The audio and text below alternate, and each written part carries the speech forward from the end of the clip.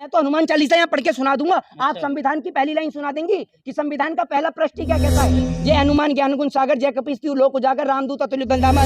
भारत देश के संविधान की पहली लाइन क्या कहती है? बात मत घुमाइए, ये देखिए, ये है पत्रकार। आज ज्ञानवापी पे जो है वीडियोग्राफी होनी थी। मुस्लिम पक्ष के वकील ये कह रहे हैं इसमें कुछ भी नहीं है, दूसरे पक्ष के वकील का ये कहना है कि इसमें आज बहुत सारी चीजें पाई गई है। क्या कहना चाहेंगे? मैं आपको एक बात बताता हूँ कि देश की जनता जो है ना, उसका ध्यान जो है वो भटकाया जा रहा है मंदिर और मस्जिदों की ओर। अच्छा, कल रात सपने में मेरे राम जी आए। एक फिल्म आपने देखी होगी OMG, है ना? तो उसी तरीके से कल रात मेरे सपने में जो है वो राम जी आए और राम जी ने मुझे आके बताया कि बेटा, ये जो सेक्टर 16 में, नोएडा के सेक्टर 16 में ये जो न्यूज़ के ऑफिस बने हुए हैं ना, इसके नीचे, एक के नीचे मेरा मंदिर है, एक के नीचे भगवान महादेव का मंदिर है। तो इन सब सेक्टर नोएडा में जितने भी न्यूज़ रूम है ना, इन सबको तुड़वाया जाए और इनके नीचे भगवान के जितने भी मंदिर हैं उनको निकाला जाए, ताकि आप और हम सब उनकी पूजा कर सकें। ठीक है ना? इसके अंदर सबसे बड़ी जो जड़ है वो इस देश की मीडिया है। आज श्रीलंका की भी यही हालत है। श्रीलंका की हालत इतनी बदतर है कि श्रीलंका के अंदर खाने के लिए लोगों के पास में रोटी नहीं है। वहाँ आपातकाल जैसी स्थिति हो गई है, वहाँ आर्थिक स्थिति पूरी तरीके से डैमेज हो गई है। श्रीलंका में आज से कुछ टाइम पहले क्या होता था कि जब वहाँ पर क्रिश्चियनों को और मुसलमानों को मारा जाता था तो वहाँ के कुछ लोग जो थे वो बहुत खुश हुआ करते थे, लेकिन आज वो लोग एक दूसरे के कंधे पे हाथ रख के कह रहे हैं कि हम लोग आपस में भाई हैं। वहां पर कुछ दिन पहले आपने देखा होगा श्रीलंका के अंदर, वहां पर एक हिजाब का मुद्दा भी चला था। वही हिंदुस्तान का हाल है, हिंदुस्तान में भी हिजाब का मुद्दा चला। दूसरी ओर आज हमारे देश के अंदर जो काम जर्मन के तानाशाह एडोल्फ हिटलर ने किया था, वही काम हमारे देश के प्रधानमंत्री नरेंद्र मोदी जी भी कर रहे हैं।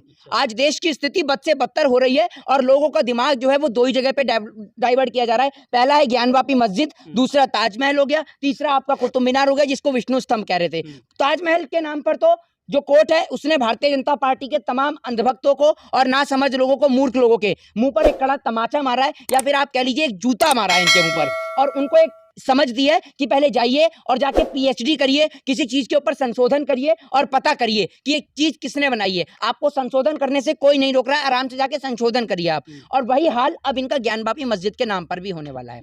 बनारस जो है, बनारस जाना जाता है बिस्मिल्लाह खां के नाम से, बनारस जाना जाता है काशी विश्वनाथ के नाम से। और बनारस के अंदर चाहे वो बिस्मिल्लाह खां हो, चाहे काशी विश्वनाथ हो, चाहे भगवान काल भैरव हो, ये धरती हिंदू मुस्लिम सिख ईसाई सभी लोगों की है। और बनारस का आदमी जो है वो एक साथ मिलजुल कर रहता है। और अब मैं आपको एक बात बता दूं कि जब बनारस वो भूमि है, जब बनारस के लोग बगावत करने के लिए सड़क पे उतरते हैं ना, तो आप ये समझ लीजिए ना वो ये देखते हैं कि प्रधानमंत्री कौन है, ना गृह मंत्री कौन है। जब इस देश का लोकतंत्र, इस देश का संविधान एक चाय बेचने वाले को प्रधानमंत्री बना सकता है ना, तो उसको कुर्सी से हटा भी सकता है। ये बात आप समझ लीजिए। मोहित शर्मा तरीके से मुस्लिम पक्ष जो कह रहा है ये मस्जिद है और दूसरी तरफ बीजेपी कह रहा है यहाँ मंदिर है, तो आप मुसलमानों का समर्थन कर रहे हैं या बीजेपी का? मैं आपको एक बात बता दूं कि पहली बात तो ये कि मैं इन दोनों में से किसी का भी समर्थन नहीं कर रहा हूं। मैं समर्थन उस पक्ष का करता हूं जो पक्ष इस देश के अंदर स्कूल की बात करता है, जो पक्ष इस देश के अंदर एजुकेशन, हेल्थ और डेवलपमेंट की बात करता है। मंदिर और मस्जिद कई सालों से बने हुए हैं इस देश के अंदर। इस देश का मुसलमान कहीं भी नहीं कहता कि भैया इस मंदिर के नीचे हमारी मस्जिद हुआ करती थी, कहीं नहीं बोलता है। और इससे पहले कोई हिंदू भी नहीं बोला करता था। और आप बात करें ना हिंदुओं की, मैं आपको बता दूं, ये ज्ञानवापी मस्जिद का मुद्दा इसलिए उठाया जा रहा है क्योंकि कश्मीर के अंदर एक बार फिर कश्मीरी पंडितों का नरसंहार मचाया जा रहा है। और ये जो फिल्म दिखा रहे थे ना, कश्मीरी फाइल्स, आज दिखाई है ना फिल्म कश्मीर की, कश्मीर के अंदर आपने देखा होगा कि जो मीनाक्षी भट्ट जो है, उन्होंने सरेआम खुली चुनौती दी है, खुली चुनौती। नरेंद्र मोदी अमित शाह को यह कहा है कि अगर आपके अंदर दम है तो बिना सिक्योरिटी के कश्मीर के अंदर आकर दिखा दीजिए, क्योंकि आज जी की बात कर रहे हैं बीजेपी वाले, तोड़ दे मस्जिद को। अरे बीजेपी वालों का तो काम ही यही है, मंदिर और मस्जिद के नाम पे दंगा कराने के लिए। इस देश में सुरक्षित कौन है? इस देश के अंदर मंदिर वाला सुरक्षित है या मस्जिद वाला सुरक्षित है? दोनों में से कोई भी सुरक्षित नहीं है मेरे भाई। आप ये समझ लीजिए, मस्जिद को टारगेट बनाया जा रहा है सिर्फ इसलिए कि उससे वोट मिल जाए, मंदिर को टारगेट बनाया जाता है इसलिए कि हिंदू और मुसलमान हो जाए, हमारे को कुर्सी मिल जाए, बस इसके लिए। कुछ लोग जो कुतुब मीनार में हनुमान चालीसा पढ़ रहे हैं उनके लिए क्या कहना चाहेंगे? देखिए वो लोग तो फालतू के लोग हैं। आप एक बात मुझे बताइए, हमारे धर्म में जो है हनुमान चालीसा मंदिर के अंदर पढ़ी जाती है, आपके अंदर जो है नमाज जो है वो मस्जिद के अंदर अदा की जाती है। लेकिन अगर किसी दिन जुम्मे के दिन अगर संख्या ज्यादा हो जाता है, संख्या बल अधिक हो जाता है, तो लोग थोड़ा मस्जिद के बाहर भी आकर बैठ जाते हैं, तो उसमें कोई आपत्ति नहीं है। हम किसी की किस बात के लिए हिंदू राष्ट्र बनाने की कोशिश में रहे हैं। अरे तो हनुमान चालीसा पढ़ने पे खुशी कैसी बात? हनुमान चालीसा तो रोज मैं अपने घर के अंदर पढ़ता हूँ, उसमें खुशी की क्या बात है? हिंदू राष्ट्र बना रहे की बात कर रहे हैं। अरे तो हिंदू राष्ट्र के अंदर हिंदुओं को ही मरवा रहे हैं। आप आंख से अंधी हैं या कान से बहरी हैं? आपके घर में नेशनल चैनल कोई है, कोई टीवी चैनल, कोई अखबार आता है आपके घर में? है आपके घर में अखबार आता है? कौन सा अखबार पढ़ती हैं आप? हिंदुस्तान भी आता है, अमर उजाला भी आता है। तो हिंदुस्तान टाइम्स में या अमर उजाला ने ये नहीं छापा कि कश्मीर के अंदर कैसे कश्मीरी पंडितों को मारा जा रहा है और कश्मीर के लोगों को मारा जा रहा है? उसमें कश्मीरी पंडित भी हैं, उसमें मुसलमान भाई भी हैं। ज्ञानवापी मस्जिद में आपकी तो आदत इतनी गंदी है ना कि आप हिंदू मुसलमान का रहने पे तुली रहती हैं। क्या बता रही हैं आप? जब जहां पर आपको बीजेपी का, सुन लीजिए, जहां आपको बीजेपी का फेलियर नजर आता है वहां पर आपका दिमाग नहीं चलता है, लेकिन जहां पर बीजेपी आपको दिखती है कि अच्छा काम कर रही है वहां पहुंच जाते हैं। आप क्या चाहती हैं? ज्ञानवापी मस्जिद के नाम पर इस देश में हिंदू मुसलमान हो? इस देश के कितने मंदिर में आप जाती हैं? कितने मंदिर में जाती हैं? कभी संविधान पढ़ा है आपने? या मंदिर और मस्जिद में ही उलझी रहेंगी? कभी संविधान के बारे में जानती हैं? संविधान का तिलकधारी पंडित को आप सुनिए, हनुमान चालीसा सुना दीजिए आप ही। अगर मैंने हनुमान चालीसा सुना दी तो क्या आप संविधान की पहली लाइन बता देंगी? ये बताइए आप मुझे। मैं तो हनुमान चालीसा यहाँ पढ़ के सुना दूंगा, आप संविधान की पहली लाइन सुना देंगी कि संविधान का पहला प्रश्न क्या कहता है?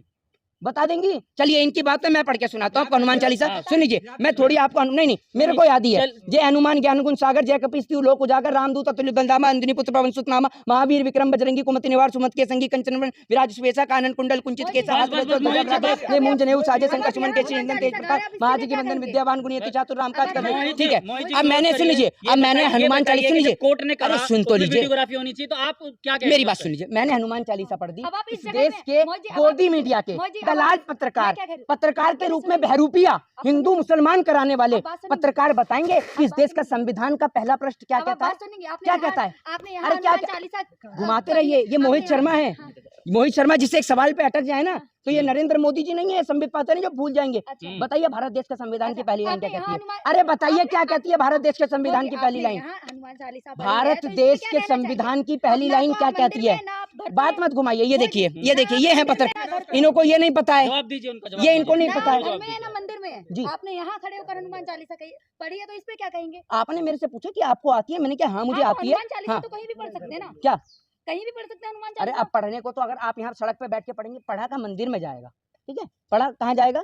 पढ़ा जाएगा ऐसी जगह पे जहाँ पर किसी को तकलीफ ना हो। ठीक है ना। अब इस देश का मुसलमान अगर ये कहे, अगर आप एक बात मुझे बताइए, इस देश में हनुमान चालीसा अगर मस्जिद के बाहर पढ़ी जाएगी तो इस देश के अंदर पूजा कहाँ होगी? ये बताइए ना। अगर इस देश के अंदर वो नमाज पढ़ने के लिए कहें तो क्या नमाज के मंदिर के अंदर अदा कराएंगे आप? धर्म लोगों का सबका शांति प्रिय चल रहा है। सुन लीजिए, एक मिनट मेरे को लेट मी कंप्लीट। सुन लीजिए, इस देश के अंदर मैं आपको एक बात बता दूं कि इस देश के अंदर अजान जो है वो मस्जिद के अंदर होती है, हनुमान चालीसा जो है वो मंदिर के अंदर होती है। तो आप अगर ये कहें कि भैया आप हनुमान चालीसा वहां बैठ के पढ़ेंगे मस्जिद के बाहर, तो ये गलत है। आपने नहीं देखा गणेश जी की उल्टी तस्वीर रखी थी, और भी कई अवशेष ऐसे मिले, कुतुब मीनार में भी मिले हैं, ज्ञानवापी मस्जिद में भी मिले हैं। आपके घर के पास में स्कूल कितने हैं? स्कूल कितने हैं? आपसे सवाल करो, आप हमारे घर के पास। अरे मैं आपसे पूछ रहा हूँ ना, आप इतनी नहीं, आप जो इतनी नहीं, आप यहाँ पर जवाब हिंदू दे मुसलमान करती हैं, आपको इनको ये नहीं नहीं पता। करते हिंदू सुन लीजिए, ये ऐसे अनएजुकेटेड पत्रकार हैं, ऐसे अनएजुकेटेड रिपोर्टर्स हैं। हाँ, बता दीजिए संविधान की पहली लाइन क्या कहती है? बता दीजिए ना। अरे बता दीजिए संविधान की पहली लाइन। सवाल मैं आपको यही दे रहा हूँ, आपको सवाल पूछने, आपका है कि जवाब दें। ये मुझे बताइए, अभी भारतीय जनता पार्टी ने जो भी आपने देखा होगा कि यूपी में कौन सा मंदिर बनाया गया था? राम मंदिर। ठीक है ना। यूपी में स्कूल कौन सा बनाया गया? अब देखिए ना कितने तो एम्स बना स्कूल कौन सा बनाया गया? सुनिए, ये इन पत्रकारों की गंदी आदत है। इनसे पूछ लो ना मंदिर कौन सा बना है, इनके मुंह जबान पे याद रहता है, लेकिन इनसे आप पूछ लो स्कूल कौन सा बना है, वो इनको याद नहीं है। उसके नाम पर हाँ बहुत सारे एक का नाम ही बता दो, एक का ही बता दो कहाँ बना है, कौन सी जगह पे। मोहित शर्मा, आप उस मुद्दे पे आइए कि जब ये लोग इस देश में दंगे और फसाद कराते हैं, आप बंद करिए। वीडियोग्राफी हुई है आज, उसमें उस मामले पे क्या कहेंगे कि क्या वीडियोग्राफी पे जो कुछ पाया जा रहा है उस पे अब काम करना चाहिए? मेरी बात सुनिए, इस देश का सर्वोच्च न्यायालय सर्वोपरि है। इस देश के सर्वोच्च न्यायालय में जब वो सारे तमाम एविडेंस जाएंगे, वो जो तमाम प्रूफ जाएंगे, सर्वोच्च न्यायालय पहले इस बात को कह चुका है कि आप कोर्ट का समय बर्बाद करते हैं। अब मैं आपको एक बात बता दूं कि इस देश के अंदर केसेस इतने सारे पेंडिंग हैं, बलात्कार के, रेप के, चोरी के, डकैती के और तमाम जो मुद्दे हैं वो इस देश के अंदर बहुत सारे मुद्दे पेंडिंग हैं। लेकिन इस देश के अंदर उन पे कार्रवाई तो तब होगी, इस देश के अंदर केस इतने ज्यादा हैं लेकिन उस पे जज बहुत कम है, क्योंकि जजों को तो उलझा दिया जाता है इस देश के अंदर ऐसे मुद्दों के अंदर। अब जज, आप एक बात बताइए, किसी की बेटी के साथ बलात्कार हुआ है, उसको इंसाफ दिलाए या फिर पहले ज्ञानवापी मस्जिद का मुद्दा देखे? ताजमहल के नाम पे अभी इनके मुंह पे कड़ा तमाचा पड़ा या नहीं पड़ा? जिस तरीके से इनके मुंह पे ताजमहल के नाम पे कड़ा तमाचा पड़ा, अब की बार कोर्ट इनको यही कहेगा कि आप कोई भी, पहली बात तो कि कोर्ट के अंदर अगर कोई भी पीआईएल इस तरीके की दाखिल करता है और अगर वो झूठ निकलती है ना, तो कोर्ट को उसको सजा सुनानी चाहिए। इन लोगों का काम है इस देश में उपद्रव फैलाना। इस देश के अंदर कुछ लोग ऐसे घुस चुके हैं जो देश के अंदर क्या काम करते हैं। श्रीलंका में भी यही हिंदू मुसलमान हो रहा था, जिस कारण आज श्रीलंका तबाह हो गया। वही काम आज हिंदुस्तान में हो रहा है, जो हिंदुस्तान की तबाही का कारण बनेगा। बिल्कुल, क्योंकि कोर्ट में ये कानून है कि 1991 में कहा गया कि कोई भी क्या मंदिर और मस्जिद उसको चेंज नहीं कर सकते। मैं आपको एक बात देखिए, सुन लीजिए, इस देश के अंदर आपको अधिकार है तो कोर्ट के अंदर तो आप पीआईएल दाखिल कर सकते हैं। अब उसके ऊपर कोर्ट जो है वो खारिज कर सकता है, कोर्ट इससे ज्यादा थोड़ी कुछ कर सकता है। कोर्ट ने अभी आपने देखा होगा ताजमहल को लेकर भी फैसला सुनाया, तो कोर्ट इसी प्रकार का एक निष्पक्ष फैसला इस पक्ष में भी सुनाएगा। और देश के तमाम लोगों से निवेदन है कि इन जैसे पत्रकारों के झांसे में ना आए, जिनको संविधान की पहली लाइन क्या कहती है वो नहीं पता, इनको ये पता, सुन लीजिए, मंदिर कितने बने वो पता है, स्कूल नहीं पता। तो आप लोगों से निवेदन है कि अमन, चैन और शांति बनाए रखें। जय हिंद, जय भारत, वंदे मातरम।